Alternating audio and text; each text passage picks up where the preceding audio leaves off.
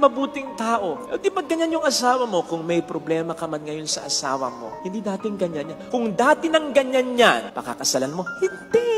Hindi lang ganda, hindi lang yung kagwapuhan na nagustuhan mo dyan, di ba? May magandang ugali yan. Yun siya. Nung una, yung kapatid mo, di ba dati, ating kapatid talaga. Eh, ba't ngayon swapang na siya? Nagkaasawa.